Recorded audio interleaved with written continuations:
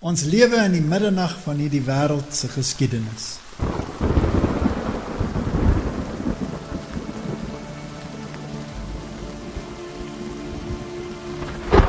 Daar's 'n stryd op pad.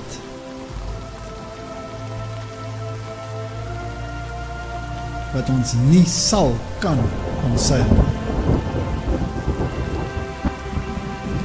Die konfrontasie is onvermydelik.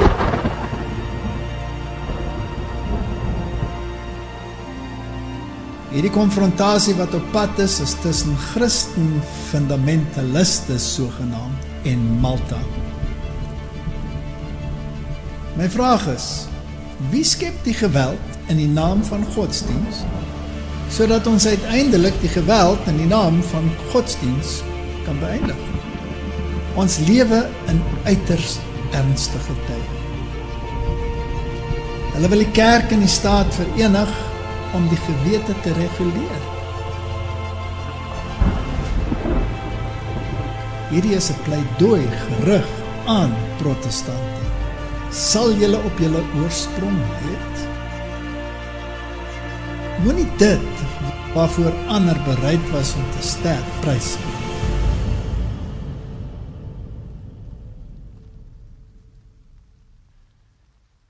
Soos ek gesê het, ek is dankbaar dat julle vanaand weer teruggekom het. En dis nie nodig dat 'n mens alles onthou wat ek hier sê nie. Dis net daar om vir mense te wys, daar is magte aan die werk wat duistere bedoelinge het en wat beheer uitoefen. En as 'n mens die prentjie kry, dan is 'n mens geneig om skuilings by Christus te soek. Dis al wat nodig is. Die detail, sommige is geïnteresseerd daarin, sommige is dit nie so belangrik nie, maar as die prentjie begin regkom, dan is dit tyd om skuilings te soek by die regte plek. Nou Martin Luther het gesê, laat die geeste bots, maar die vuis hou stil. En ons moet hierdie goed deurdink en ons moet daaroor praat. Waaroor gaan dit? Dit gaan oor die siege. En hierdie oorlog is 'n oorlog oor die siege. Christus, deur die Heilige Gees, wil almal bereik, sodat hulle die waarheid in volheid kan aangryp en hulle eie maak. En Satan wil deur sy gees almal verwar, sodat hulle daai waarheid nie aanvaar nie. So dis 'n oorlog om die gees en om die besluit. En die besluit lê by elke persoon persoonlik. Het julle al die nuus aangeskakel en geluister na die nuus? Nou nie die Suid-Afrikaanse nuus nie, want daar's niks nie, dis 'n leë dop. Maar as 'n mens die oorsese nuus aansit, en jy sit nou CNN aan, skakel dit aan. En jy raak nou 'n bietjie moeg daarvoor en jy gaan BBC toe. En jy raak 'n bietjie moeg daarvoor en jy gaan Al Jazeera toe. En jy raak 'n bietjie moeg en jy gaan na die volgende een. Wat jy aan julle ook al het julle al agtergekom en hulle het almal dieselfde nuus. Presies dieselfde. Nou, hallo, is daar nie, jy weet, verskillende mense wat werk en nuus versamel oor die hele wêreld en verskillende belangstellings nie. Hoekom het hulle almal dieselfde dingetjie? En wat gaan daar aan? Wie beheer hierdie dinge? Hierdie Malta lê voor. Daar kom 'n ideologiese botsing. En dit is 'n ideologiese skip wat op pad is om 'n oorlog te voer in 'n ideologie. Nou, Encyclopedia Britannica praat van Jesuit drama.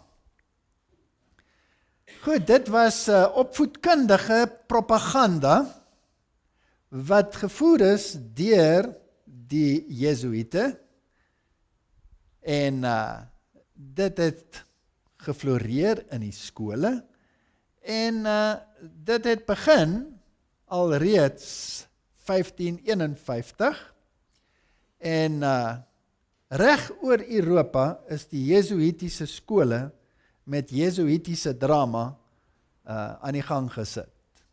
En dit was met groot luister en geweldig baie geld wat daar ingegaan het. En dan teen die einde van die 17de eeu was daar 300 universiteite, Jesuïte universiteite in Europa alleen. 300 van hulle. En elkeen van hulle het ten minste een mega verhoog toneel gehad per jaar. So, daar was te kies en te keer. En hulle het geskryf oor geskiedenis, hulle het geskryf oor mitologie, hulle het dit vermeng met godsdiens, en met geweldige luister het hulle die opvoerings voor die wêreld geplaas. Nou ja, en hulle het tegnologie gebruik. Nou, jy weet, in daai vroeë eeue, wat se tegnologie het hulle gehad? Nogal interessant. Musiek het 'n geweldige rol gespeel. En uit hierdie dinge het natuurlik die kunste ontwikkel, ballet is ingevoer, die opera het geblom in Europa, en die groot operahuise is gebou, en die teaters is gebou, en die mense het in 1000 soontoe gestroom, om te luister na hierdie goed. Maar 1773, so sê die ensiklopedie, het dit heeltemal opgehou, na 1773, want toe is die Jesuïte verban, en toe was Jesuïtiese theater iets van die verlede. So die Jesuïte het nie meer bestaan nie, soos ons gisteraand gesien het hulle waarskynlik wel bestaan, maar dit het net geblyk asof hulle nie bestaan nie, want dit pas hulle om nie te bestaan nie. En Kamsdag het hierdie geweldige luisterryke drama net verdwyn. So my vraag is, regtig? Regtig? Het Jesuïtiese drama net verdwyn? Dit was die propaganda masjien om die siege van die mens van God en van die woord te verwyder. Jy gaan nie sommer so 'n pragtige ding tersyde stel nie. So kom ons gaan na 'n moderne webblad, www.jesuitcp.org/theater. En daar sien ons Jesuit Arts en die kalender van die opvoerings. So, dis modern, dit leef vandag in die Jesuïtiese skole, maar net daar. En hoe dit nou eintlik begin? Die interessante ding is, dat hierdie Jesuïtiese theater het al hoe luisterryker en luisterryker geword. En uiteindelik het hulle die tegnologie begin ontwikkel. En is alles Jesuïte wat dit ontwikkel het. Drama gee hierdie mense, hulle gee opvoedings, opleiding, en dis deel van Jesuïtiese theater. Nou in die boek Rulers of Evil sê die man dat doktrine was wel deel van die opvoerings, maar as het gekom het by die goed en kwaad, in elke opvoering was daar goed en in elke opvoering was daar kwaad. En die goed het gewoonlik oorwin oor die kwaad, maar nie deur godsdienstige prinsipe nie. Daar was 'n moraliteit, maar dit was nie 'n Bybelse moraliteit wat gebruik is nie. En toe het 'n Jesuïtiese priester met die naam van Athanasius Kircher bygedra deur 'n instrument te ontwikkel wat hy genoem het die megafoon. En daardeur kon hulle nou baie meer mense bereik. Vandag het ons hom net 'n mikrofoon gemaak, en ek dra nou een hier, en ek kan met baie mense gesels. Maar het nie daarbey gebly nie, hy het toe nog iets ontwikkel, naamlik die Lanterna Magica. Magic Lantern. En dit was 'n lens wat hy gebruik het, met 'n sterk lig agter die lens, en dan kon hy beelde deur die lens projekteer op 'n skerm. Jy weet, so iets. Maar nou net 'n bietjie meer dramaties. En gewoonlik het hulle dan goed soos vuur gemaak en die vlamme geprojekteer, en dan het hulle blyspelle gehad oor die hel en die vuur hier agter, en dit het bygedra tot hierdie ding. En later is dit ontwikkel in die gereedskap wat deur die teaters en die fliekbedryf vandag gebruik word. So dit was Jesuïte wat dit ontwikkel het. Die eerste flieks wat verskyn het in die VSA was die cowboy flieks. En die van julle wat lank in die tand is, soos ek, sal onthou, dat dit was nogal 'n groot ding, en die akteurs, jy weet, John Wayne en al die manne, en snaaks, het was altyd dieselfde akteurs, het julle al agtergekom, een fliek na die ander. Hulle was almal 33 graad vrymesselaars, elke enkele een van hulle, of het nou John Wayne was, of het enige een van daai akteurs was. Hulle was almal 33 graad vrymesselaars. Nou hierdie bedryf is eintlik ook begin deur die Jesuïte. En die Jesuïet wat dit begin het, sy naam was Eusebio Kino. Nou as julle Duits magtig is, dan weet julle dat 'n fliek in Duits is 'n kino. Jy gaan na die teater toe, we gaan ins kino. Dit kom van daardie naam, van 'n Jesuïet af. Nou hy die hele beesbedryf in Amerika begin, en dan die gedagte van hierdie flieks met die cowboys en dis meer, en daar het Hollywood sy begin gehad. So Jesuïtiese teater het nie verdwyn nie. Dit het net 'n ander vorm aangeneem, en omdat die Jesuïte nie bestaan het nie, kon hulle, sonder dat enige iemand dit weet, die frontorganisasies te gebruik, die hele bedryf aan die gang sit, sodat hulle die siege van die mens kan bearbei en beïnvloed. Fascinerend. Nou wat sê die pausdom daaroor?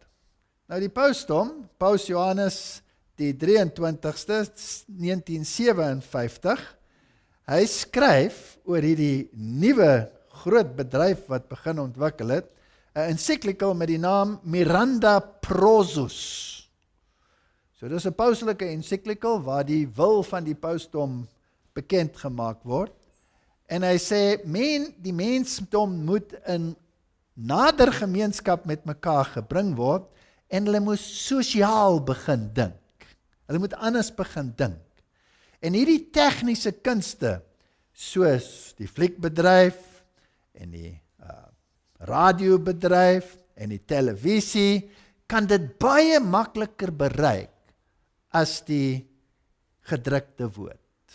So ons moet hierdie bedryf gebruik om 'n spesifieke boodskap aan die mensdom te verkondig, sodat die hele menslike gemeenskap deur hierdie missie bereik kan word. So dis 'n pauslike encyclical. En toe 'n bietjie later, toe verbreed hulle hom 'n bietjie, en daar was 'n organisasie wat bekend staan as Katholieke Aksie. Dis natuurlik ook Jesuïtiese teater, basis. En Paulus die 6de, dis die volgende paus, hy verbreed dit toe, die encyclical, en hy skryf 'n baie interessante ding. Hy sê dit is die kerk se geboortereg, luister mooi.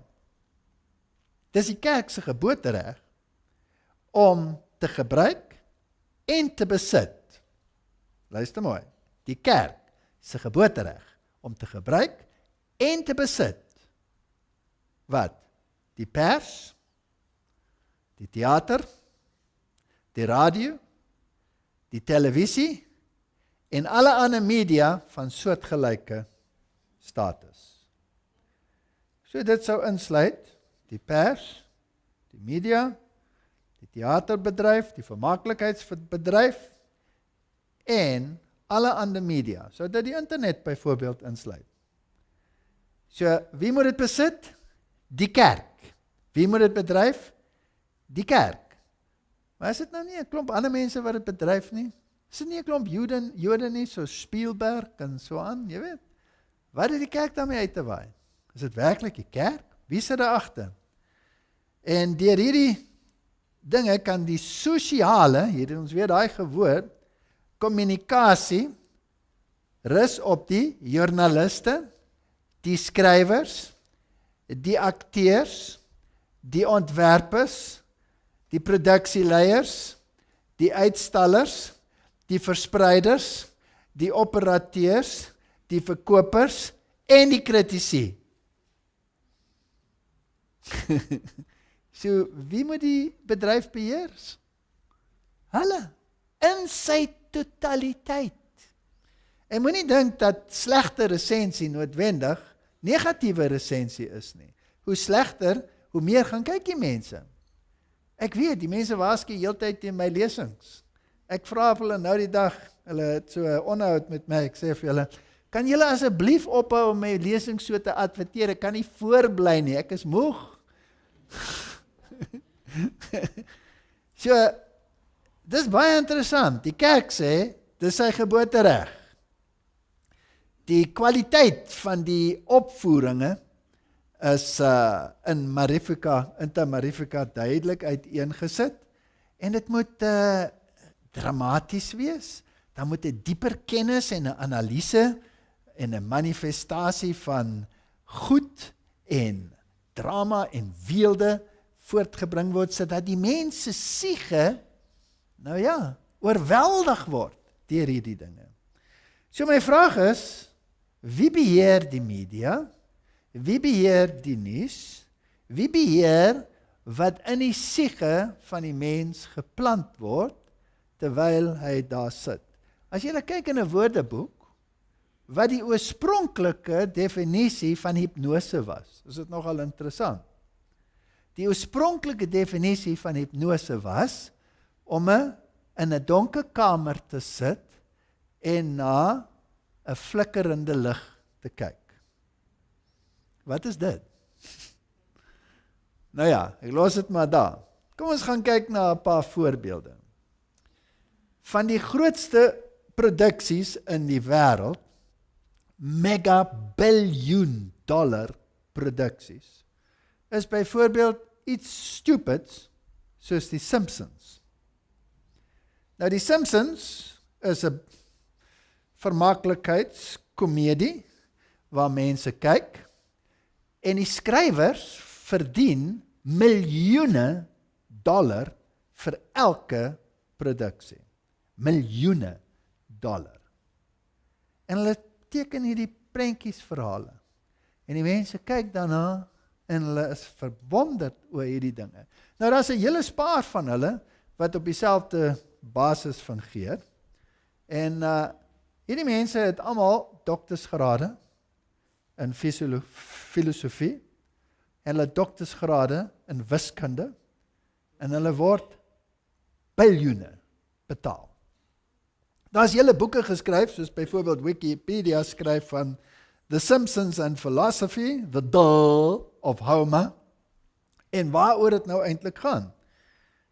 En deur die interaksie en daarna te kyk, word sekere gedagtes subliminaal in die mens se siege geplaas. Byvoorbeeld, die 33ste episode van die tweede seisoen was getiteld The War of the Simpsons.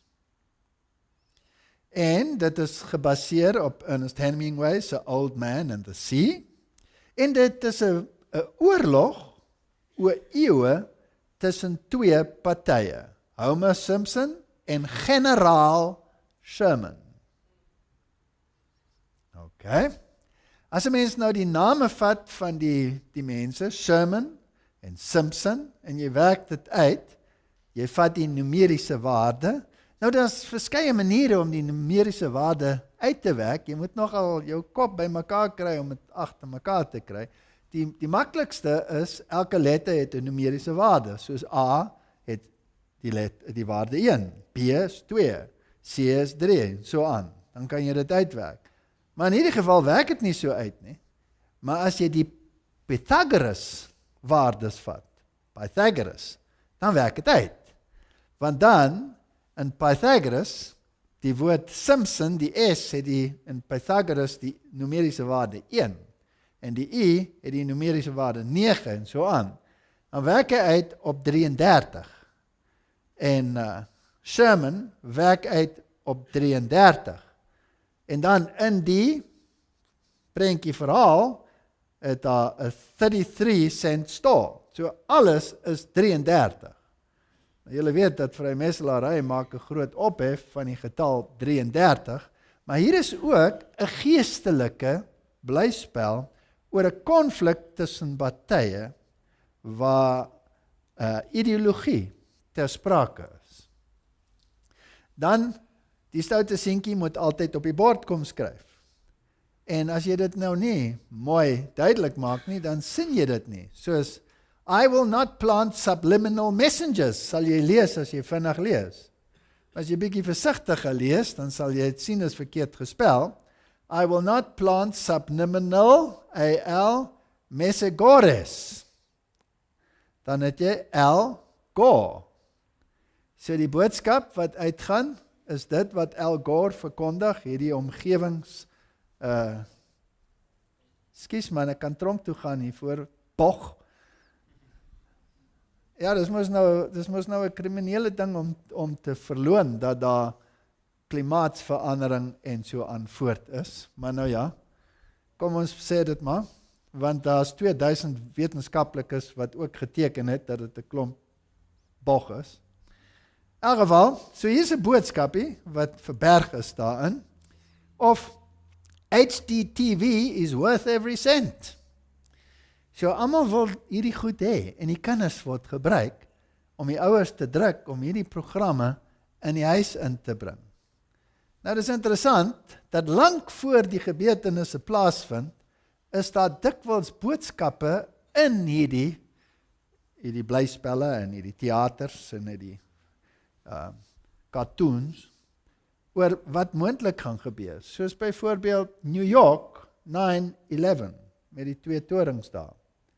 Dis nie na die tyd gedoen nie, dis jare voor die tyd gedoen. Nou kom ons kyk nog na 'n paar voorbeelde. Hier is Michael Jackson, Mei 20, 1997, dieselfde jaar soos daai Simpson een uitgekom het hy hierdie theater, en agter hom brand New York. So dis 'n interessante iets, dat hierdie boodskappe voor die tyd gegee word. So die 1997 episode van die Simpson, daar het jy die 9/11, daar het jy die een oog man, die dollar met die een oog, en daar het jy die vrymeselaar tekens orals in die prentjie verhaal. So daar is geen twyfel dat die manne wat hierdie goed teken, medici opleiding het. Gnostiese, okkulte leerstellings. Hulle is Luciferis. En hulle word beheer deur die Jesuite. Hulle behoort aan die Jesuite. The Pledge of Allegiance does not end with Hail Satan, skryf hy daar op die bord. So hierdie gedagtes van satanisme en sovoorts word geplant in die siege van die mens. En die groot vermaaklikheidsmense wat betrokke is daarbey, is gewoonlik in hierdie okkulte kringe. Nou in die okkulte kring kan jy Luciferis wees. Jy aanbid vir Lucifer as die god van lig en goed, of jy kan Satanis wees. Dan aanbid jy Satan as die god van duisternis, maar hy is een en dieselfde, want hy die kennis van goed en kwaad, hy is beide. Dan kan 'n mens verstaan, hoekom die koningin van Engeland, wat 'n Bilderberger is, en derhalwe in die hoë kringe staan, iemand soos 'n druïdiese priester, of 'n satanis, tot ridder kan slaan. Dan begin dit nou sin maak, dat jy 'n Sir Elton John kry, en dat jy 'n Sir Mick Jagger kry, en dat jy 'n Sir wie wat ook al kry. Want andersins maak niks meer sin nie. Byvoorbeeld Sammy Davis Jr. is 'n baie belangrike akteur gewees, en hy was vir jare lank 'n erkende satanis. So hy het behoort heel openlik aan die kerk van Satan.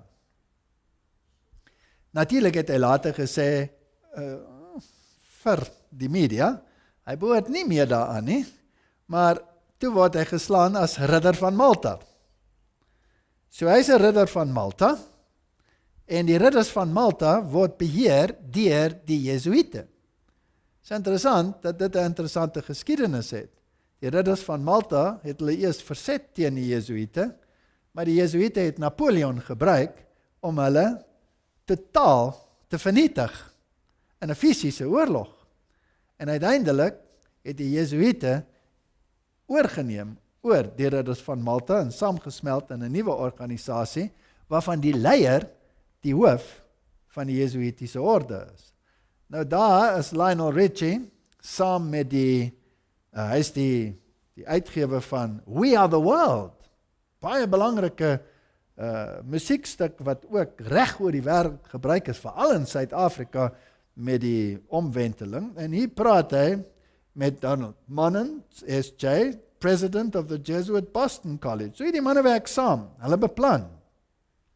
So dan, hierdie mensdom moet een word. So, julle onthou seker nog daai liedjie, nee? We are the world, we are the people. Kan julle dit onthou? Hoe hulle dit gespeel het? Nou ja, dit kom uit die pen van 'n Satanis in samewerking met die Jesuïte om 'n sekere gedagte in die jeug te plant. So as 'n mens nou kyk na die groot flieks wat uit Hollywood uitkom, E.T. byvoorbeeld, die filosofie wat daar agter is, ek gaan nou nie in die detail in nie, of Close Encounters, of selfs as 'n mens kyk na die Hollywood produksies en die kompetisies van sang en dis meer, so Simon Cowell, hy maak nie 'n geheim daarvan nie, daar ry hy op sy Vrymetelaar bootjie daar, as sy teken. Hierdie manne is almal okkulte mense. Van die okkulteste, of die ergste wat verskyn het, is die flieks van Nicolas Cage byvoorbeeld. Season of the Witch, totaal okkult, met baie diep gnostiese meditielering daarin, of National Treasure, weer eens gaan dit oor die Templar ideologie en die skatte wat daar teenwoordig is, en al die Vrymetelaar tekenings wat daar is, en Disney natuurlik, oorspronklik was dit 33 graad Vrymetelaar, of flieks soos die Exodus, Gods and Kings, of Kingdom of Heaven. As 'n mens kyk na hierdie flieks, dis ongelooflik hoe elke enkele Bybelse prinsip verdraai word. Elke enkele een. Moses byvoorbeeld in die Bybel word verklaar as een van die nederigste mense wat daar is. In die fliek is hy een van die arrogantste persone wat nog ooit geleef het. Alles word verdraai. Goed word kwaad en kwaad word goed. En die blyspel is so dramaties dat mense staan verstom en kyk. So wat is die boodskap from Kingdom of Heaven?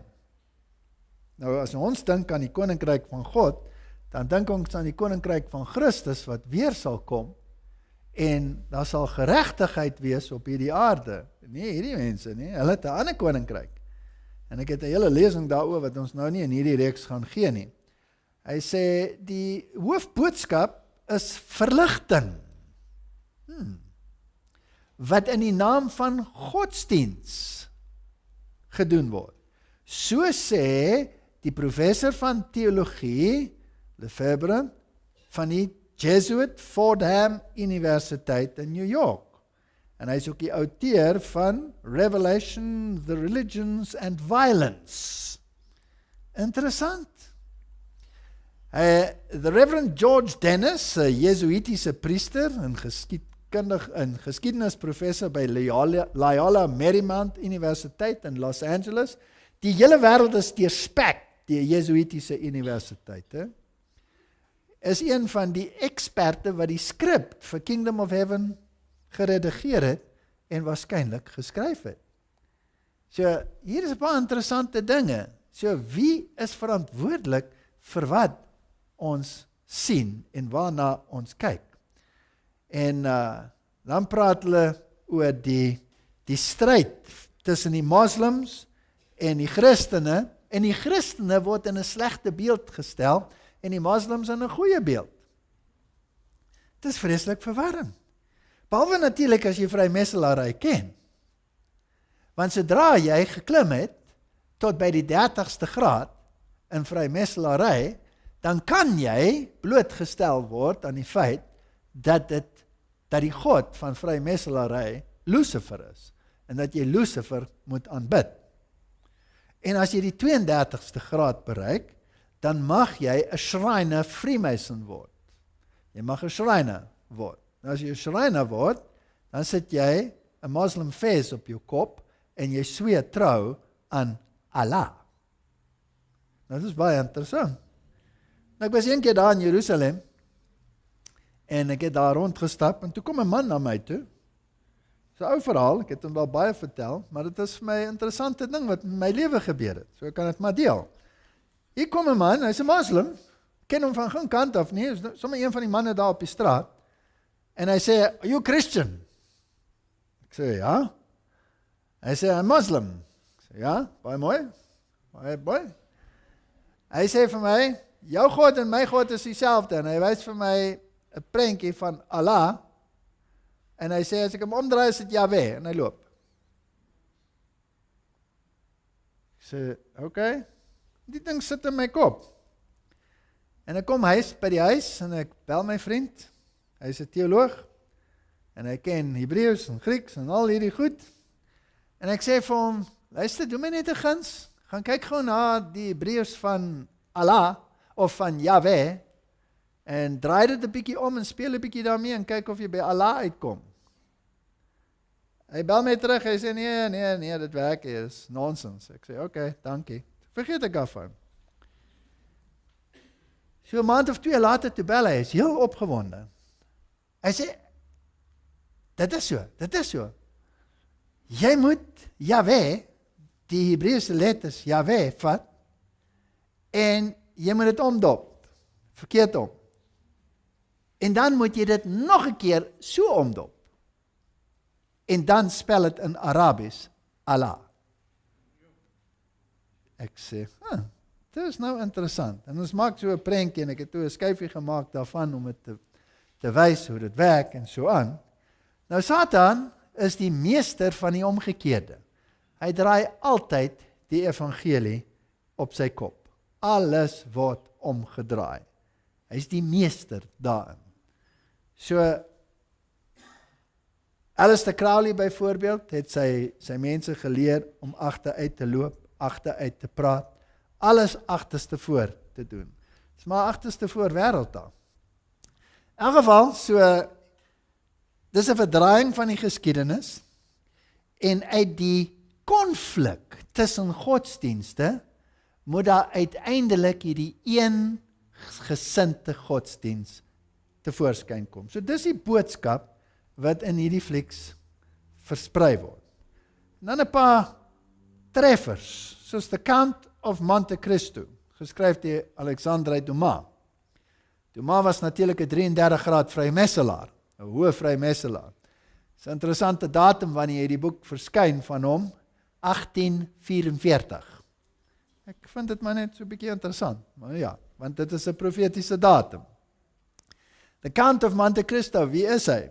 Dis hierdie man wat so onregverdig behandel is, en uiteindelik, jy weet, in die tronke beland, en jarelang onderdruk word, en dan kry hy hierdie skat op die eiland Monte Cristo. Wat is Monte Cristo? Mont is berg, Cristo, Christus. Wie is hierdie Count of Monte Cristo? Hy kom dan terug uit hierdie situasie van vernietiging, en hy word skatryk deur die skat wat hy gekry het. Wat se skat het hy gekry? Hy het die rykdom van die aarde beërf. Met ander woorde, hy het die nageslag geword van die Templars se skatte. En deur manipulasie beheer hy en vernietig hy al sy vyande. Hy is ook verlief, maar hy kry nie die vrou nie.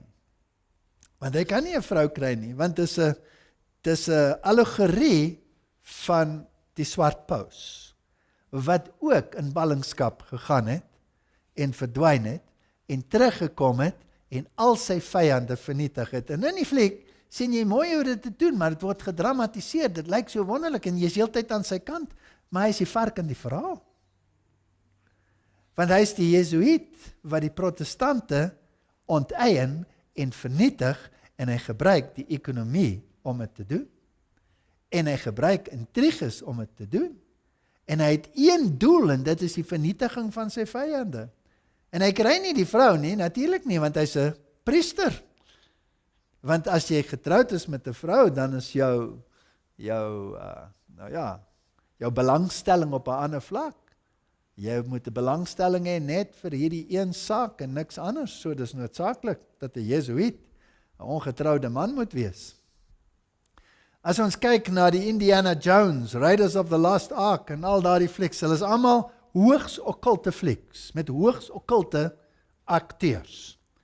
Of Nicolas Cage, Left Behind, biljoene daarin gespandeer om 'n valse ideologie wat nie in die Bybel is te verkondig, en die ganse evangelikale wêreld sluk dit en maak dit hulle ideologie. So moenie vir my sê dit werk nie, want die hele evangelikale wêreld glo wat in daai fliek is.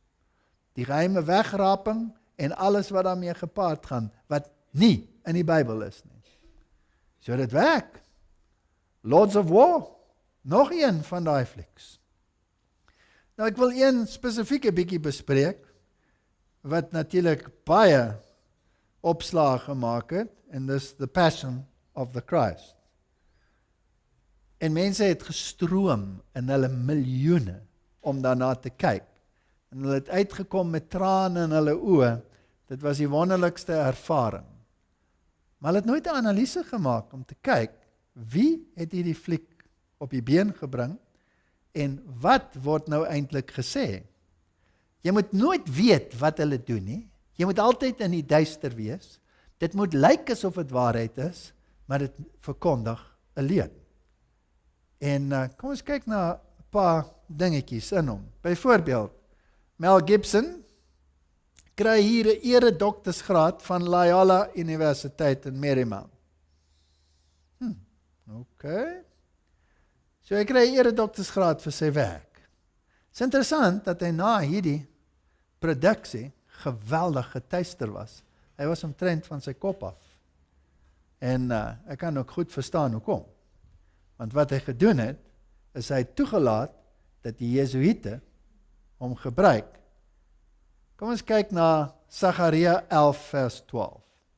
Daarop sê ek vir hulle, as dit goed is in julle oë, gee dan my loon.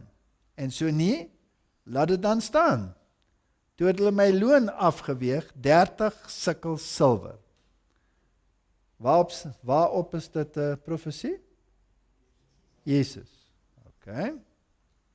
Goed, so hulle het Jesus verkoop vir 30 sikkel silwer.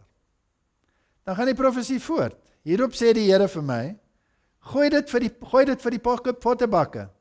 Die heerlike prys waarmee ek deur hulle gewaardeer is. En ek het die 30 sikkel silwer geneem en dit in die huis van die Here vir die pottebakke gegooi. Letterlik vervul deur Judas, hierdie profesie. Lank voor die tyd.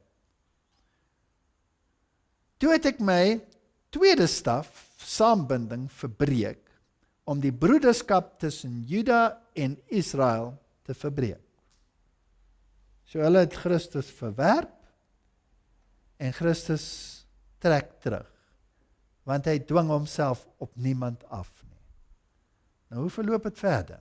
Daarop sê die Here vir my, neem weer vir jou die gereedskap van 'n herde van 'n dwaase. Julle wil nie die ware herde hê nie, julle wil hom kruisig, julle wil hom verkoop, dan neem 'n ander herde, neem 'n dwaase herde. Vers 16, want kyk, ek sal 'n herde verwek in die land, na wat verlore is, sal hy nie omkyk nie. Wat verstrooi is, nie opsoek nie. En wat gebroke is, nie genees nie. Dis 'n slegte herde hierdie ene. Julle wil my nie hê nie, dis wat julle gaan kry. En wat nog regop staan, nie versorg nie. maar die vleis van die vettes sal hy eet, en selfs hulle kloue afdruk. Wee die slegte herde, wat die skape in die steek laat. Mag die swaard sy arm tref, en sy regter oog. Mag sy arm heeltemal verdor, en sy regte oog heeltemal verduister word. So daar is 'n profesie van die Bybel, wat sê, julle verwerp die goeie herde, julle het self gekies, julle kry die slegte herde. Maar die slegte herde mag sy regte oog vernietig word, en mag sy regte arm verdor. So wie se regte oog en regte arm is vernietig? Die slegte herde se. Goed, kom ons kyk na die fliek. Hier is Jesus, soos hy in die meeste van die fliek verskyn, met sy regte oog vernietig, en toe hy op die kruis hang, toe word sy arm uit lid gevat, sodat sy heeltemal verwronge aan die kruis gehang het met die arm. So die een wat daar aan die kruis gehang het, in die fliek, is dit die goeie herde of die slegte herde? Onthou, in die okkulte wêreld word goed kwaad, en kwaad word goed. Okay. As ons nou kyk na die antichrist se uitbeelding, hulle beeld hulle self uit, soos hier, die CFA se embleem, altyd net met een oog. Maar hier word Jesus as die slegte een uitgebeeld. Hier skryf Blavatsky, die duiwel word nou duisternis deur die kerk genoem, terwyl in die Bybel is hy die seun van God. Kyk na Job. Die ster, die môre ster, Lucifer. Daar's 'n hele filosofie en dogmatiese kracht in die rede hoekom hierdie aardsengel uit die diepte van die chaos Lux verskyn. Hierdie skynende seun van die môre. Hy is deur die kerk verander in Lucifer of Satan, want hy is hoër en ouer as Jehovah, en hy moes geoffer word aan die nuwe dogma. So in die okkulte wêreld, wie is God? Lucifer is God. En hy is die oudste seun. So God het 2 seuns, die oudste een is Lucifer, die jongste een is Christus. Sy ander naam in die hemel, hy wat God is, Michael. So, onthou nou daai name, maar in die okkulte wêreld word dit omgedraai, soos ek reeds gesê het. Hier is nog 'n sitaat van haar. Jehovah, Yahweh, esoteries as Elohim, is die slang of die draak wat Eva verlei het. Interessant.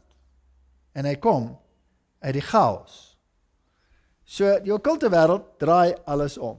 So nou, hier in hierdie fliek, verskyn Satan, maar hy verskyn in 'n vroulike vorm. Dis interessant. En hy het die nuwe baba. En hierdie baba is die seun van die Satan. Nou kyk nou hier, Christus, die slegte een, hang aan die kruis, en hier kom die ander ene. Kyk net daai gesig.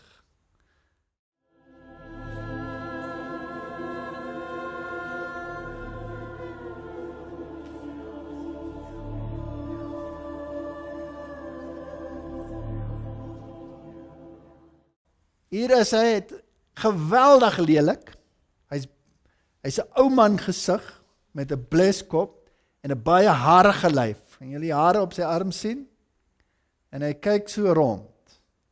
Nou onthou net dat in die okkulte wêreld word boos goed en goed word boos. So Christus word daar gestel as die goeie een, maar hy is die bose een. En hier word die ander ene daar gestel, hy lewe as die bose een, so dit beteken, hy is eintlik die goeie een. Mel Gibson skryf in die joernaal Christianity Today, hy sê, ek was verstom, dat die evangelikale hierdie ding so aanvaar het. Want, dit is 'n baie Maria georiënteerde fliek. Hy sê Maria is die mederverlosser en middelaar. So hier word Maria eintlik uitgebeeld in hierdie fliek as die verlosser.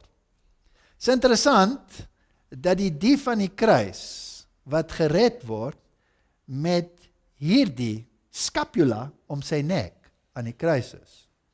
Nou as jy dit nie weet nie en nie verstaan nie, dan weet jy nie wat daar aangaan nie. Nou 'n scapula is 'n hangsel wat die Katolieke gee, wat deur Maria waarborg dat daardie persoon nie vagevuur toe gaan nie. So die een wat gered is, deurdat hy die scapula dra, word nie gered deur die genade van Christus nie, maar deur die genade van Maria. So die hele fliek is 'n verdraaiing van die evangelie. Goed word kwaad en kwaad word goed. Johannes 19 vers 30. Die Engelse vers. Kom ons lees eers in die Engels. Jesus therefore, when he had taken the vinegar, said, "It is consummated." And bowing his head, he gave up the ghost. Dis die Douay Bible, Douay Rhymes. Dis die Jesuitiese Bybel. Goed. It is consummated. As jy die King James vat, dan sê het, when Jesus therefore had received the vinegar, he said, "It is finished." And he bowed his head and gave up the ghost. Nou die Afrikaanse sê, en toe Jesus die asyn geneem het, sê hy, dit is volbring. Dis klaar. En hy het sy hoof gebuig en die gees gegee. Nou as jy daai woord naslaan, wat is dit nou eintlik? Is dit consummated? Of is dit klaar? Afgehandel? Tyre se definisie sê, dit is klaar. Dit is afgehandel. Dit is compleet. Dit is vervul. Dit is verby. In ander woorde, toe Christus aan die kruis sterf, toe is die offer gebring en die oorwinning oor Satan is verhaal. Dit of behaal. Dis wat die Bybel sê. Maar nie die Katolieke nie. Consummated beteken dit begin. En in die mis begin dit vir hulle. Want die mis is die voortdurende offer wat Christus aan die kruis vashou.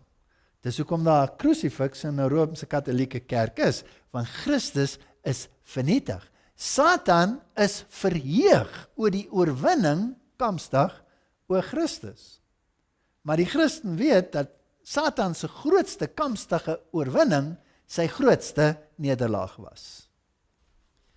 Nou gaan ons nog 'n bietjie verder. Die heiliges. Wie is die prominentste heiliges in die Rooms-Katolieke kerk? Johannes is een van die geweldige gunstelinge. En wat is Johannes? Johannes die doper. Nou, hoe het Johannes die doper sy lewe verloor? Sy kop is afgekap.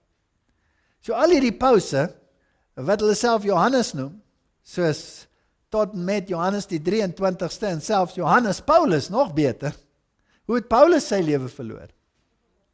Ook deur sy kop af te kap. So as jy die okkulte mense hulle self Johannes Paulus noem, dan is dit nie 'n verering van Johannes en van Paulus nie, maar 'n verheerliking van die oorwinning deur hulle koppe af te kap. Verstaan julle hoe hulle dink? Dis baie verwrongend, dis baie siek. Hier is 'n interessante fliek, Conspiracy Theory, met Mel Gibson en Julia Roberts. Weereens, Mel Gibson en Julia Roberts daarbij, dan kan julle self dink hoe dit maar werk. En in die fliek verwys hulle die hele tyd so vinnig met flitse na hierdie boek, The Catcher in the Rye. En baie interessante goed wat hier verskyn, dit is natuurlik oor beheer oor jou geestestoestand, oor monarch mind control, om jou siege te beheer deur manipulasie en chemiese middels, wat natuurlik baie maklik is vandag. Baie maklik. Hoe breinspoel jy 'n mens, dat hy so ver gaan om homself op te blaas, vir 'n ideologie. Jy moet redelik gebreinspoel wees om dit te kan doen, maar dit is baie maklik, met die moderne tegnieke wat hulle het, want al hulle groot manne het natuurlik geoefen in hierdie dinge. Nou, ek was geïnteresseerd in hierdie Catcher in the Rye, hoekom is hy altyd so subliminaal daar teenwoordig? En nêrens kan jy iets kry nie, en toe kry ek 'n interessante boekie op die web, The Secret of Jesuit Soup Making. En daar is die Jesuïte priester, en hy gee resepte, hoe om sop te maak. Maar ek weet natuurlik, 'n Jesuïet skryf nie net 'n boek oor sop nie. So, wat wil die man nou eintlik sê? Wat wil hy verkondig? Wat wil hy sê? Wat moet 'n mens doen? Dan gee hy die filosofie van die Jesuïte en van hoe hulle werk, en dan gee hy weer so 'n sopresepie van wat hulle maak, en dan gee hy weer die filosofie, en toe praat hy van sy Jesuïte leermeester, toe hy studeer het, en die ene het gesê, julle moet die boek lees, The Catcher in the Rye, by Salinger. Dit is een van die beste boeke, voorgeskryf vir die Jesuïte, julle moet hom lees. Nou weet ek hoekom hy altyd in daai fliek is. Nou waaroor gaan dit nou eintlik? Dit gaan oor verset. Jeuglike verset teenoor ouers, wat uiteindelik in rebellie ontaard, en die rebellie word verheerlik. Nou wie het vir die eerste keer gerebelleer in die heelal? Satan. So rebellie word verheerlik in hierdie wêreld. En verset, sê hulle, is noodsaaklik vir ontwikkeling. Nou een van die ergste flieks in die hele wêreld, wat my betref, is V for Vendetta. En ek weet dat die mense in hulle miljoene stroom na hierdie fliek toe. En na die dag kyk ek nuus, en ek kyk op die BBC nuus, toe het hulle onderhoude met hierdie sterre, en hulle die maske daar, en hulle dit so verheerlik, op die BBC nuus, net nou die dag, seker so 2 weke gelede, as het 2 weke, week gelede. Dus ek verstom. Nou, wie is hierdie mense, en wat gaan aan met hierdie verhaal? En wie is hierdie man met die maske? Hy is die verminkte een. Hy is die een wat swaar gekry het. Nou wie is nou kamstig vermink en is verban en is vernietig? Die Jesuïte generaal. So het ons weer 'n verhaal. Nou daar was 'n komplot in Engeland, soos julle weet, om die protestantse regering op een slag plus die koning te vernietig. Dit was die sogenaamde Gunpowder Plot, waar hulle die Britse parlement wou opblaas met die hele protestantse kabinet teenwoordig. En dit was 'n klomp Jesuïte wat die komplot wou uitvoer, en die leier was ene Guy Fawkes. Nou vir jare het ons in Suid-Afrika nog Guy Fawkes gevier. Die jong generasie weet seker nie meer hoe dit was nie, maar jy het dit met vuurwerke gevier. Die ou mense sal seker onthou. As kinders het ons dit gedoen hier in Suid-Afrika. So dit was Jesuïte wat die protestante op een slag wou uitwis. En Guy Fawkes en sy Jesuïte maatjies is almal gearresteer en hulle is te dood veroordeel, en die Jesuïte is verban uit Engeland. Hulle mag nie hulle voet daar gesit het nie. So die Jesuïte kon nie meer op doodsvonnis, dwang, fungeer in Engeland nie. So die beste manier was om 'n voorbereiding te maak vir die nuwe wêreldmoondheid in die VSA, daaroor het ons gister gepraat, om hierdie probleempie te omseil.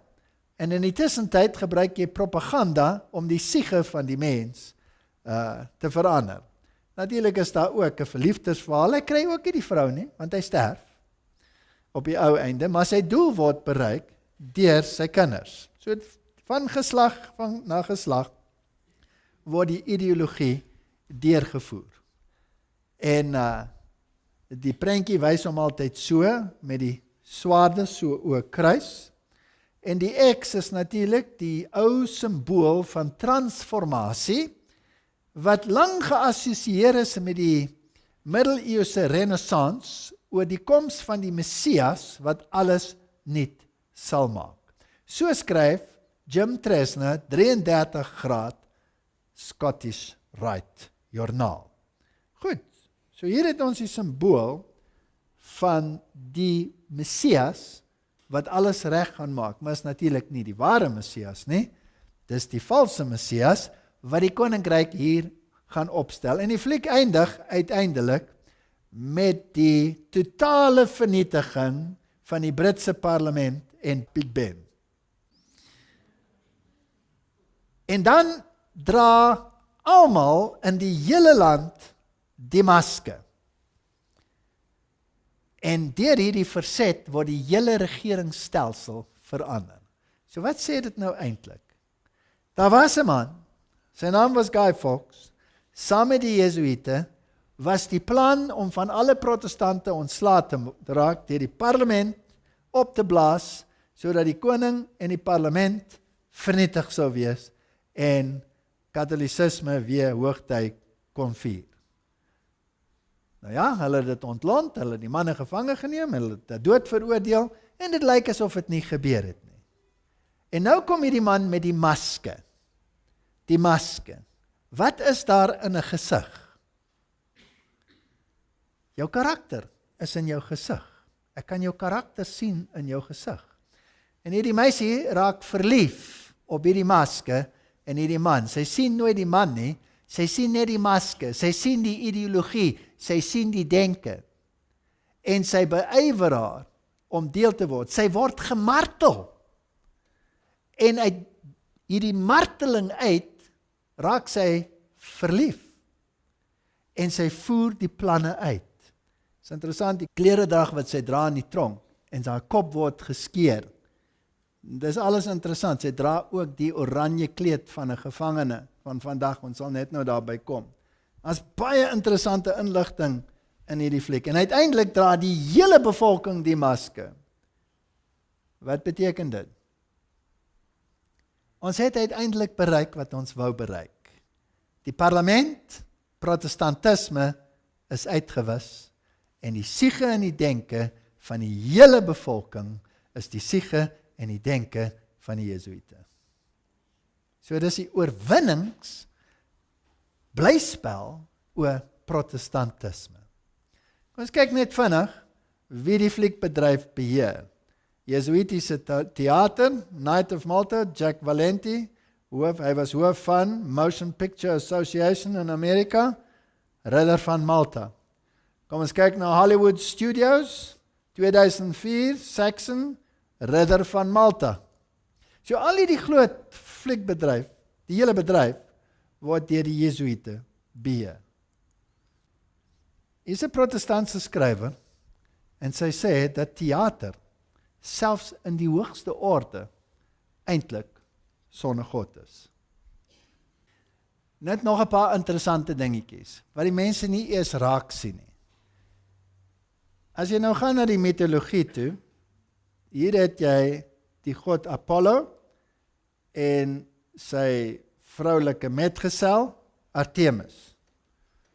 Ander name vir dieselfde godheid is Pan en Diana. Ander name sou wees Osiris en Isis. Ander name sou wees Diana en Jesus. En hier het ja in 'n goeie vorm, daar sê as die moeder van die gode, dis hoekom sy so baie borste het, want sy het baie mense om te voed. En dan het jy die god Pan, wat twee sye het.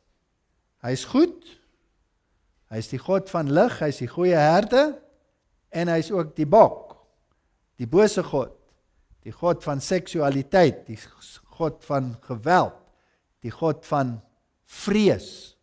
Dis hoekom ons die woord paniek gebruik. Paniek kom van hom.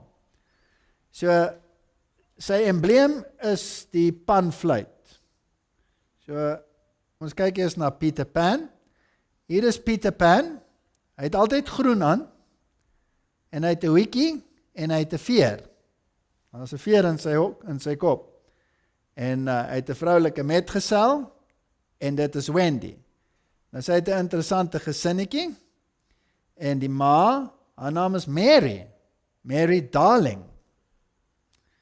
En dan het sy 2 broers, Wendy, en die een se naam is John, baie belangrik, en die ander een se naam is Michael. Nou as jy mitologies dink en jy weet waaroor dit gaan, dan gaan jy agterkom, hier steek 'n verhaal binne in die verhaal. En wie verteenwoordig hulle en waaroor gaan dit? En wie is die held? Natuurlik, Peter Pan is die held, maar hy is eintlik die god Pan.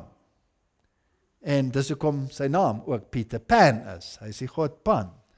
En dis sy consort, hier, Diana, of wat jy ook al wil noem, Jesus. En die moeder van almal is Mary. Goed, ons kyk 'n bietjie verder. Wikipedia, as jy bietjie naslaan, dan sien jy John, die broer. Hy is die sofistikeerde een. Hy is baie sofistikeerd. Hy is baie slim. En hy het 'n broertjie wat klein en dom is, die jonger broertjie. Sy naam is Michael. Nou dink 'n bietjie soos ons net nou gesels het, wat sê die okkulte wêreld? Hoeveel seuns het God gehad? 2. Een is die briljante, verligte Lucifer en die ander ene is die dom Michael. Die dom Jesus. So in hierdie fliek, John is altyd die slim ene en Michael die dom ene. Nou spot hulle hierso. Soos die sofistikeerde John sê, I should like very much to cross swords with some real buccaneers. En Michael sê, yeah, and fight pirates too. So hy verstaan nie wat die ou sê nie. Hy is baie dommer as die ander ene. En as hulle met mekaar veg, kyk 'n bietjie na hulle swaarde. Eintlik is die swaard ook 'n kruis. Kan julle dit sien? Dan veg hulle daarmee en dan speel die een die rol van Captain Hook. En die een wat Captain Hook se rol speel is altyd Michael. Nou Captain Hook is die voorstelling van die bose. Nou wie is hierdie akteurs in hierdie spel? Kom ons gaan nou eers terug na Katolicisme toe. Ek was in hierdie klooster in die suide van Duitsland. Ek gaan kyk na hierdie klooster. Ek gaan altyd in hierdie goed in, dan soek ek goed. En toe kom ek op die standbeeld af hier van Dawid, uitgebeeld as die goeie herder. En toe ek 'n bietjie kyk hier na Dawid as die goeie herder, toe sien ek maar Dawid het daar in sy hand die panfluit. Kan julle dit sien? Nou, Dawid het nie 'n panfluit gebruik nie. Wat het Dawid gebruik? 'n Harp. So dis nie Dawid nie. Dis maar net vir die publiek is dit Dawid, maar vir die okkulte is dit die god Pan. So hier is 'n beeld in die Katolieke klooster se voorhof van die god Pan. Nou weet ek natuurlik die kennis van goed en kwaad, as hulle die god Pan daar uitbeeld as die goeie herde, dan moet hulle hom ook uitbeeld as die bok. Want goed en kwaad behoort saam. Toe gaan soek ek en op die gebou self kry ek hom toe. Daar is hy. Baie oulik, die god Pan in sy bose vorm. So die kennis van goed en kwaad. Nou kom ons gaan net na die pausdom. Hier is die huidige paus en hy is 'n Jesuïet. En hy het geweier om sy Jesuïtiese kruis prys te gee toe hy paus geword het, hy het dit behou.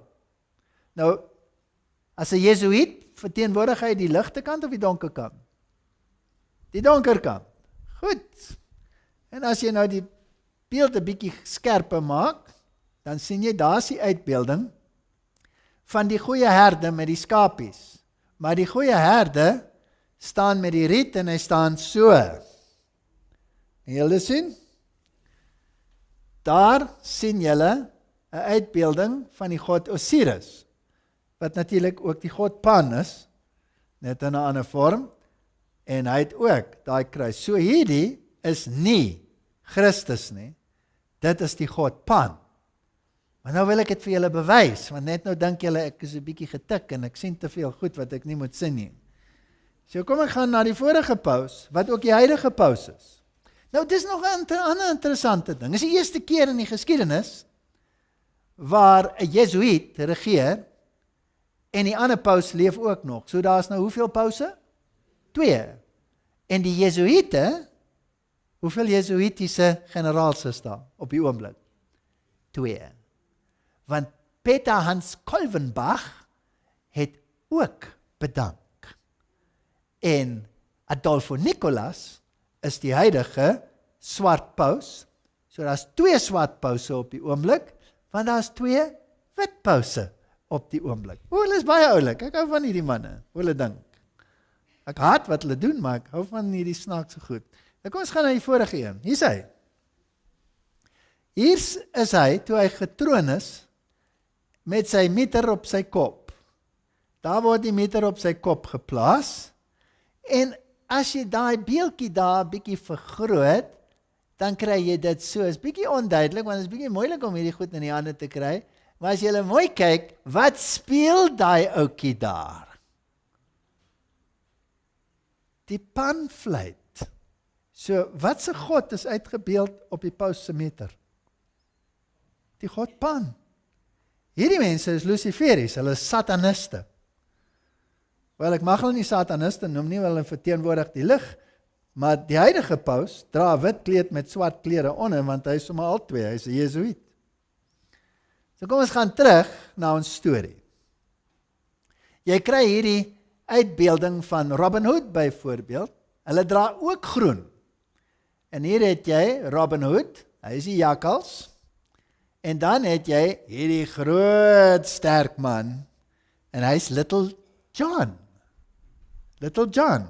Nou, as julle mooi kyk, sal julle sien, hulle dra dieselfde hoedjie, al 2 van hulle, as wat Peter Pan dra. Sien julle dit? So dis weer dieselfde karakters, net in 'n ander vorm. Dis nou Robin Hood. En hier's die beeld, soos wat dit daar in Engeland, die standbeeld van hulle, en julle sien hulle dra groen. Die een dra heeltemal groen, Robin Hood, en die ander ene nie. En hier is Robin Hood en Little John, hulle ontmoet hier op hierdie boomstomp, en hulle beklei met mekaar, hulle het 'n worsteling, en uiteindelik wen Little John. En hy slaat vir Robin Hood daar van die stomp af, dat hy daar in die water lê, en Robin Hood begin lag, en hy sê, jy's die eerste een wat my oorwin het. Eintlik moet jy nou die leier van my groepie te word. En Little John sê, nee, ek sal nie. Jy's die leier, maar ek is jou regterhand. Wie stel hulle voor? Kom ons kyk 'n bietjie verder, as julle my nog nie glo nie, as julle dink ek is 'n bietjie snaaks. Hier is Architects, die boek, Architects of the Underworld, Unriddling Atlantis, Anomalies of Mars and the Mysteries of the Sphinx. Die man skryf dat die prototipes wat ons hier het in hierdie blyspelle is almal prototipes van die god Osiris en sy verteenwoordigers natuurlik. Hy sê byvoorbeeld Robin Wood is die oorspronklike naam, maar dit het geword Robin Hood. Dis eintlik Odin. Dan sê hy Robin Hood dra 'n spesifieke hoedjie wat die Frigiese hoedjie is.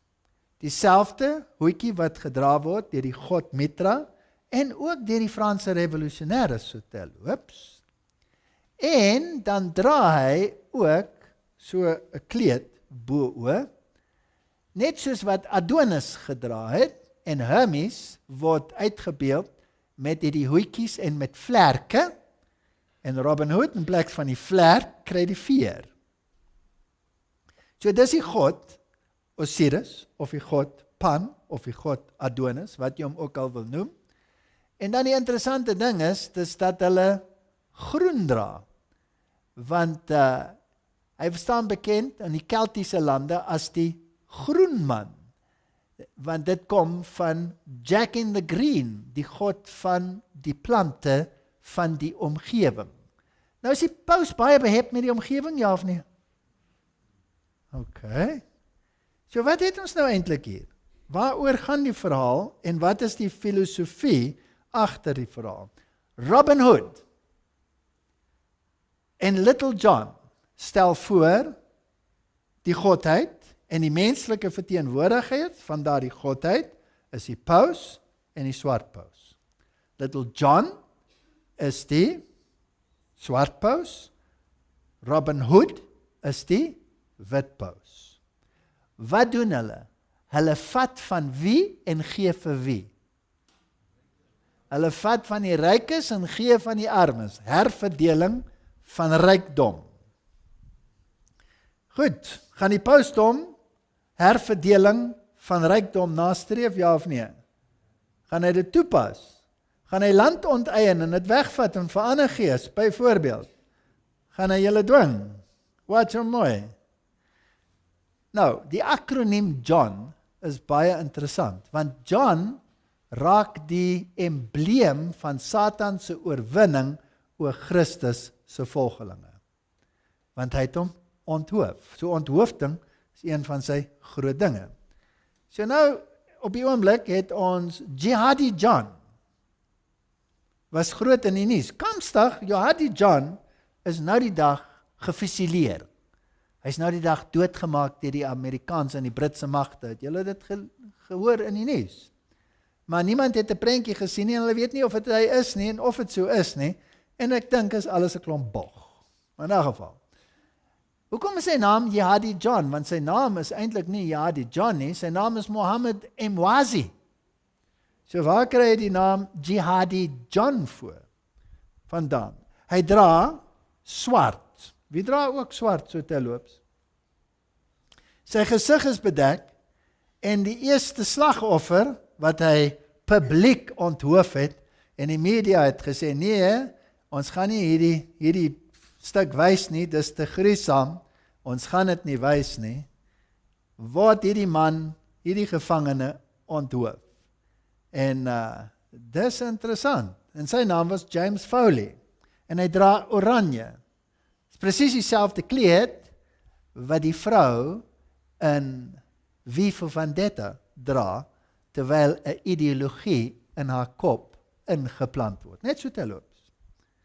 En ek het 'n bietjie navorsing gedoen oor James Foley en agtergekom dat hy by die Jesuitiese College in Milwaukee sy opleiding gekry het. En as jy 'n bietjie navorsing doen wat die groot manne in die filmbedryf nou hierdie dingetjie bespreek, dan sê hulle dit is 'n Hollywood produksie. Want niks rym in hierdie sogenaamde video van hierdie gebeurtenisse. So wie is hierdie manne en wie lei hulle op en wie is hierdie ekstremiste en wie is hierdie Al-Qaeda? As ek 'n bietjie navorsing doen in Wikipedia, Jihadi John. Hy staan ook bekend as John the Beetle. Nou die Beatles was direk die sataniste onder beheer van die Jesuite. Hulle was 'n Jesuitiese produk. En John Lennon het gesê dat sy siel is verkoop aan Satan. En interessant, hierdie John aspek. Kom ons kyk 'n bietjie verder. Hier is 'n webblad wat praat van the Jesuits, Ebola en beheadings, onthoofding. En hoe kry 'n mens die nuwe orde aan die gang? En hier het hulle die voorskoot, die vrymesselaar voorskootjie. En dit wys die onthoofding met die mes. So wie is die groot onthoofdes in die geskiedenis? Wie het gebruik gemaak daarvan? Hier is die UK column byvoorbeeld, nog 'n nuusmedia. En hulle praat van die satanis Aleister Crowley, wat ook die naam gebruik het vir homself, John, St. John. Aleister Crowley was die walglikste persoon en sy rituele was so walglik, mens kan nie eers daaroor praat nie. So hierdie okkulte mense vereenselwig hulle self met John. So as jy die naam hoor John, dan moet jy nie dink dis die heilige Johannes die Doper nie. Nee, dis die onthoofding en die oorwinning van Satan oor die volgelinge van Christus. So wat is die doel? Ons moet by die doel by die kap agter die byl kom. Die meeste onthoofdings in die moderne geskiedenis was die Franse Revolusie. Daar die kop is sommer so in mandjies ingerol. En die instrument wat toe ontwerp is om dit te doen, was die guillotine. Nou wie die guillotine ontwerp? Dit was Joseph Ignace Guillotin. En wie was hy? Hy was 'n Jesuïet. So die Jesuïete is in die bedryf van onthoofding. Baie interessant. Nie net dit nie, die Jesuïete was agter die Franse Revolusie. Die Jesuïete het Napoleon beheer. Die Jesuïete het die hele staatsbestel van die wêreld verander in wat dit vandag is, sodat hulle agter die skerms beheer kan uitoefen. Hier is nog 'n interessante een, die kathedraal van St. John the Divine. Nou, die naam alleen is godslasterlik, want geen St. John kan goddelik wees, nie? En hierdie kathedraal is 'n baie interessante kathedraal in the Diocese of New York, en hy mag nie klaar wees nie. Hy word die hele tyd gebou. Dis simbolies. Dit is die bou van die koninkryk van Satan. Nou, hoekom is hy John? Nou, wat doen hulle in hierdie kathedraal? Hier het hulle byvoorbeeld die uitbeelding gehad van die vroulike Christus aan die kruis, wat hulle Christa genoem het, en die hele ding is ontwerp deur Britte. Byvoorbeeld hier, Sandy's Caused Apocalypse, Cathedral of St. John the Divine, daar word sy uitgebeeld. Hier sê hulle, in hierdie kathedraal is daar jaarliks uitbeeldings van diere aanbidding, die diere word geseën, die skape, die koeie, die beeste, alles kom daarin en word geseën. En natuurlik, dis ook die hoofkwartier van die Temple of Understanding, wat 'n okkulte groep is in die VN om die samesmelting van alle godsdienste te bewerkstellig. En een van die jongste werke daar, net voor 9/11, was hierdie ene, waar hulle uitbeeld op een van die pilare van die kerk, die twin torings van New York en die vernietiging daarvan. Is dit nie interessant nie? So ons het dit nou gekry by Michael Jackson, ons het dit gekry in die Simpsons het dit hier gekry. Wat hulle plan is. Nou, dis die vorige Britse buiteminister, Robin Cook. Hy is op 'n snaakse wyse dood, maar toe maar. Hy skryf, die waarheid is, voor hy dood is, het hy gesê, die waarheid is, dat daar geen islamitiese weermag of terroriste groep met die naam van Al-Qaeda bestaan nie. En elke kundige intelligensieoffisier weet dit. Hy sê, dit is propaganda, sodat die publiek kan identifiseer met hierdie duiwel. En die TV-kykers teen terrorisme gedraai kan word. En die land agter hierdie propaganda is die FSA. Wie het Al-Qaeda op die been gebring? Dit was die FSA. Wie het Al-Qaeda bewapen? Dit was die FSA en die Britse regering. Wie bewapen ISIS? Waar kry hulle wapens vandaan? Selfs Iran en selfs Putin het gesê dat hulle word bewapen deur die FSA en deur die Weste, deur die CIA, en hulle word opgelei deur die Mossad, ofwel hulle kampstig die vyande is. So, wat is die doel van al hierdie terrorisme? Jean-Louis Secondo, 'n Jesuïet in Uruguay gebore en wat nou in Kanada woon, skryf in 'n boek dat dit die reg is van 'n Jesuïet om deel te wees van versetorganisasies, van marxistiese regerings, om voorbehoedmiddels te versprei, om al hierdie dinge te doen, wat kampstig teen die wit paus se lering is. Maar ek het al reeds verduidelik, dat die generaal het gesê, as daar 'n bevel kom van die koning, is dit jou plig soms om nie te luister nie, want jy moet natuurlik goed en kwaad uitbeeld. Anders kan jy dit nie verstaan nie. So hier is kardinaal Dolan, wat die nuwe ridder van Malta is in die FSA, die hoof van die ridders van Malta in die FSA, hy sy insening. En wat is die eerste ding wat hy doen? Hy lei 'n gay parade. Nou is dit nie fascinerend nie? Cardinal Dolan leads New York's St. Patrick's Parade as first ever gay activist group joins. En hy sê, I'm as radiant as the sun, so thanks be to God for the honor and the joy. En die mense dan krap kop en hulle kan dit nie verstaan nie. Is daar nou twee teologieë hier? Wat gaan aan? As jy nie Hegelies dink nie, gaan jy dit nooit verstaan nie. En daar is petisies uitgeroep teen hom, en hy het geweier om te sê dat dit nie die kerk se reg is om dit te doen nie. So kom ons kyk nou na terrorisme. Je suis Charlie. The Simpsons stands with Charlie Hebdo. So nou kom die bedryf en die media en hulle moet 'n psigiese toestand in die mens bewerkstellig. Nou wat is daai psigiese toestand? Muslims call to outlaw defamation of religion. Dit moet teen die wet wees, dat jy teen 'n ander godsdiens iets mag sê. Dit moet teen die wet wees.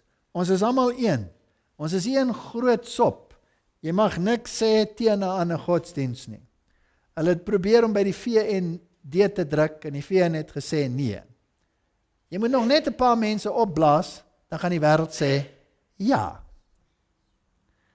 Schäuble, dis die minister in Duitsland, hy sê, ons het die reg om sekere mense doelgerig te vernietig, dood te skiet. Nou onthou, daar is nie meer doodsvonnis in die wêreld nie. Maar as jy ekstremis is, wat sê die leiers nou? Skiet hom dood, maak hom dood, so daar is 'n doodvonnis. Hy word net nie deur die hof bedryf nie. Is dit nie interessant nie? Hy word nie deur die hof bedryf nie. White House resists calls to focus on Islamist terrorism at 3-day extremism summit. So ekstremisme gaan nie oor moslims nie, dit gaan oor almal. En 'n ekstremis is iemand wat sê, my godsdiens is reg, en jy's of reg, of jy's weg. En daai denke moet verwyder word. Hoe beter as om die publiek in die lig op te blaas? Goed, kom ons kyk 'n bietjie verder. Failing to single out Islamist extremism for particular scrutinism after the Paris attacks. So hier word mense nou vernietig in Parys. 80 jeugdiges word doodgeskiet. As jy 'n bietjie studeer, dan sal jy agterkom hierdie mense wat dit gedoen het, is hoogs opgelei. Hulle is kampstig geskiet, maar is hulle werklik geskiet? Is daar bewyse dat hulle geskiet is? Of was dit miskien opgeleide militêre personeel wat dit gedoen het? Want dit is so georgestreer en so goed uitgevoer, dat dit ongelooflik blyk. Perils, Eagles of Death, Metal, sicher nach tödlicher Konzertattacke. Hier in Parys is die groep Eagles of Death, Metal. En hulle vermaak hierdie groepie, en daar speel hulle musiek daaronder, en duisende jeugdiges sit met die satansteken in hulle hande. En die interessante ding is, net toe hulle doodgeskiet word, wat is die lied wat hierdie metalgroep gespeel het? Die lied wat hulle gespeel het, hulle geliefkoeste lied, Kiss the Devil. Kiss the Devil. En toe hulle sing, Kiss the Devil, en die jeugdiges gaan te kere, toe word hulle afgemaai. Interessante ding is, die groep was nou die dag weer daar, na hierdie verskriklike gebeurtenis, en hulle het weer 'n mega konsert gehou in Frankryk, en duisende het gegaan, net so baie soos laas keer, Maar hulle het hierdie keer nie die lied Kiss the Devil gesing nie. Is dit nie interessant nie? Goed. En daar word die mensdom nou by mekaar gebring. Terrorisme is 'n geweldige krisis. En dan 'n ander ding wat aan die gang is in die wêreld, die vlugtelinge. Hier stroom hulle in hulle miljoene in. Waarna stroom hulle? Hierdie moslems. Waarna stroom hulle? Na watter lande? Noem vir my die lande waar hulle wil wees. Hulle wil in al die protestantse lande wees. En die regering sê, ons moet hulle met oop arms ontvang in derduisende. Nou ja, mens moet medelee hê met lyding, maar wie die lyding veroorsaak? Hoekom word die lyding nie beperk nie? Hulle kom in skepe, hulle kom oral. Het julle al gesien wat aangaan in Duitsland op die oomblik? Ek sê vir die jong mense, julle dink julle is beter af van 'n ander land? Ons het al klaar geoefen hier in Suid-Afrika, ons is al immuun. Maar julle tyd kom. 'n Vrou vertel vir my, sy was in die stad, en toe sy terugkom uit die winkel uit, toe sit daar 4 mans in haar kar. Sy sê vir hulle, wat soek julle in my kar? Hulle sê, ons is refugees. Jy moet ons vat na die volgende dorp toe. Sy sê, ek klim not te jus met 4 mans in 'n kar in nie. Sy bel die polisie. Die polisie kom, en sy sê, die manne het in my kar ingeklim, haal hulle uit. Die polisie gaan na hulle toe, wat soek julle? Sê nie, ons is refugees. Ons wil na die volgende stad toe. Die polisie sê, mevrou, jy sal hulle moet vat. Die vrou sê, ek gaan nie met 4 mans in 'n kar klim nie. Sy sê, jy sal hulle moet vat, ons sal agter jou aanry. Hulle het agter hulle aangery. Ongelooflik wat daar aangaan. Ongelooflik. Ons is op pad na 'n vermenging van die godsdienste. Daar mag nie meer protestantiste wees nie. Honderde vlugtelinge kom na Duitsland. En Merkel, sy omarm hulle en almal sê dit moet so wees. In hulle miljoene. En dan België. Nou net, nog 'n terroraanslag. Weer 'n klomp dood. Obama sê ons mag nie die moslems veroordeel nie. Dit het niks met hulle te doen nie. Hulle wou eintlik Frankryk kry, maar toe kry hulle België. En wat sê die paus? Hy sê, ons moet skewe godsdienst, deviante Christendom of godsdienst, moet ons bekamp. Die probleem is die fundamentaliste, die extremiste. Nou kom, verduidelik vir ons 'n bietjie, hy noem die moslems daar. Hy sê, baie interessant, dat godsdienst is nie beperk tot 'n persoonlike besluit nie. Dit is baie interessant. Nie beperk tot 'n persoonlike besluit nie. In 'n pluralistiese omgewing, die autentiese gees van godsdienst is nie beperk tot 'n persoonlike gewetensbesluit nie. Wat het hy gebruik daar in Amerika? Het hy nie Junipero Serra gebruik nie? Wat die mense gedwing het in 'n godsdiensrigting in? Hier sê hy dieselfde.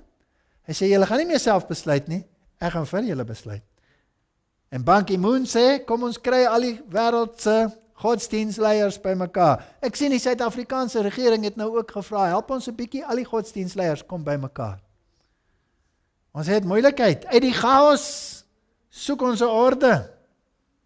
Ban Ki-moon sê, ons is in 'n nuwe generasie, 'n transnasionale terrorisme, ekstremisme, dit is die probleem van die tyd.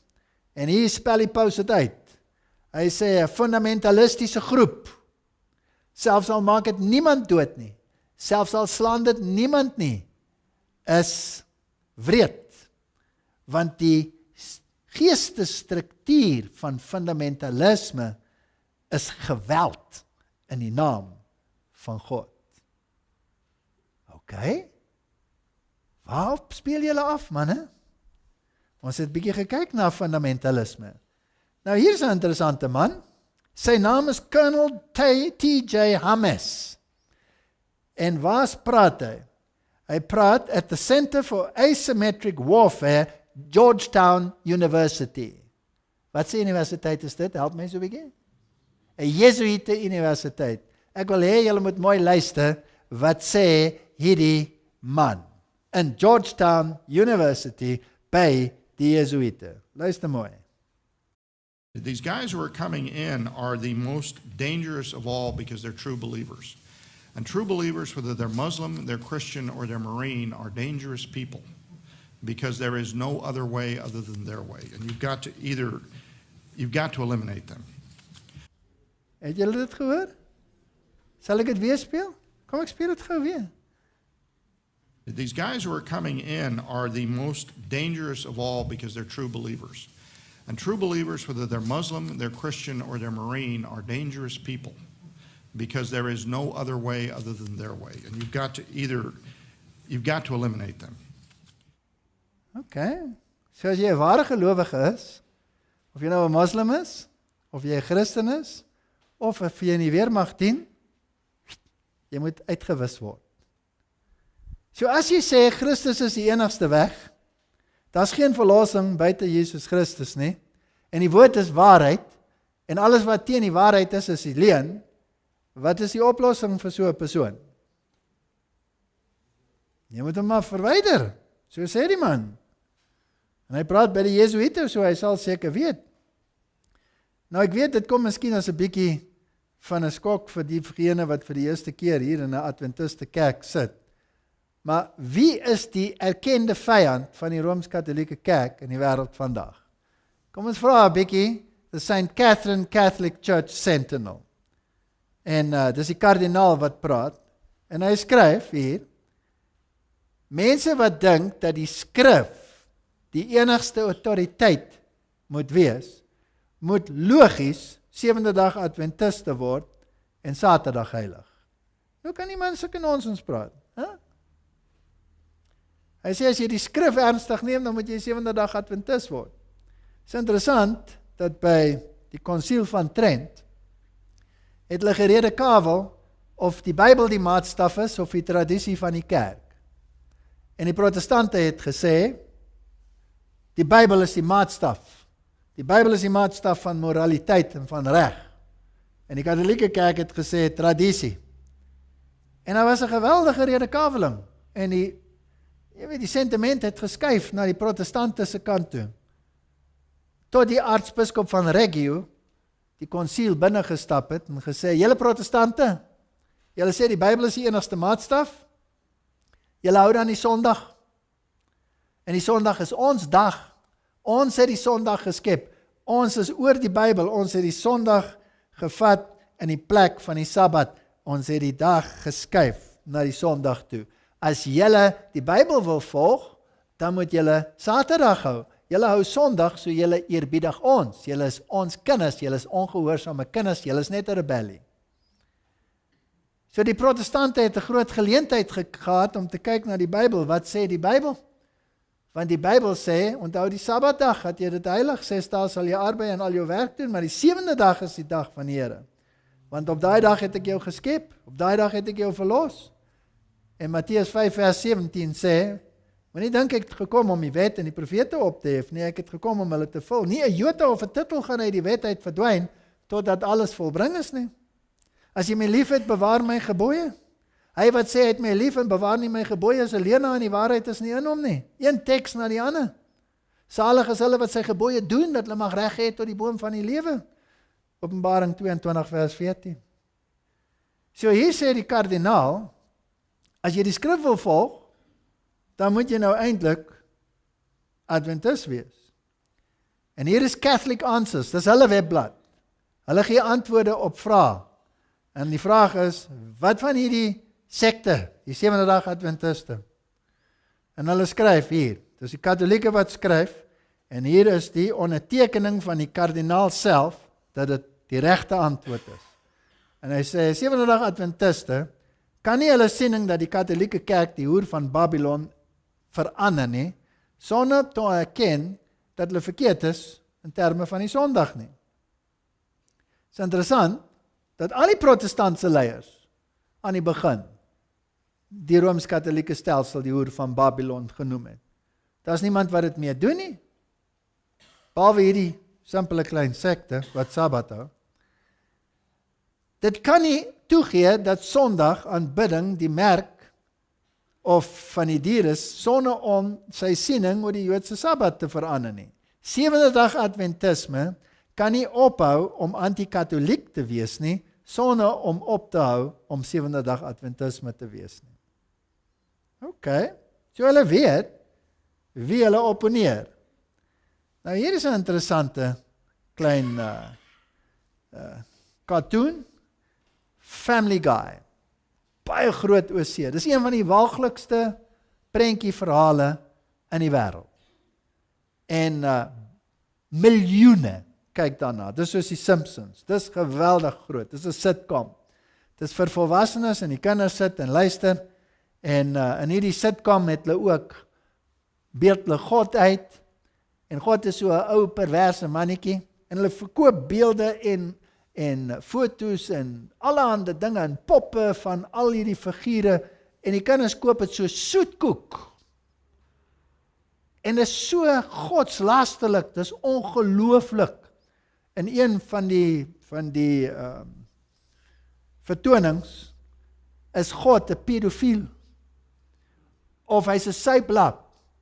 Of hy maak vir Adam en Eva naak en hy loer so agter die boom en hy het Hustler en Playboy tydskrifte hier agter hom. Dit is verskriklik. En hulle spot met hoe hy die wêreld skep ensovoorts. Maar die filosofie, weer eens, al hierdie media word deur die Jesuïte geskryf, word deur die Jesuïte beheer en word deur die Jesuïte versprei. En dan moet 'n sekere denkrigting in die koppe en die siege van die mens geplaas word. Nou hier sit die family, nie dis hulle, dis natuurlik die normale mense. Jy het sy lekker ou boepensie, so hy eet lekker, en hulle het 'n hond, en hulle het 'n kind, en dis die normale familie vandag.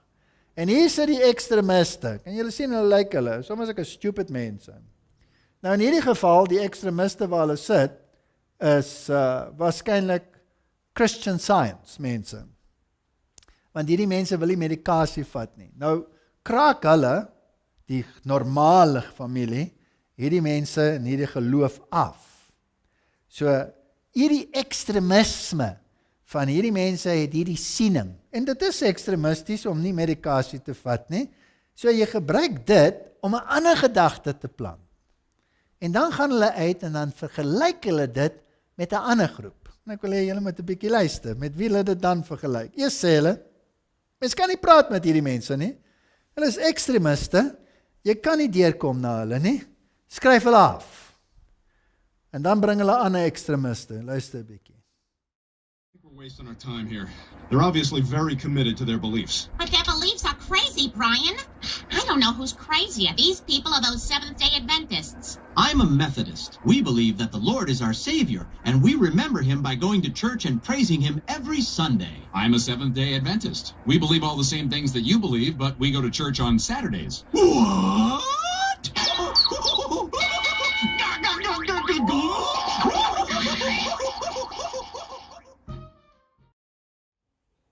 So wat is die gedagte wat geplant word in die siege van alle kykers?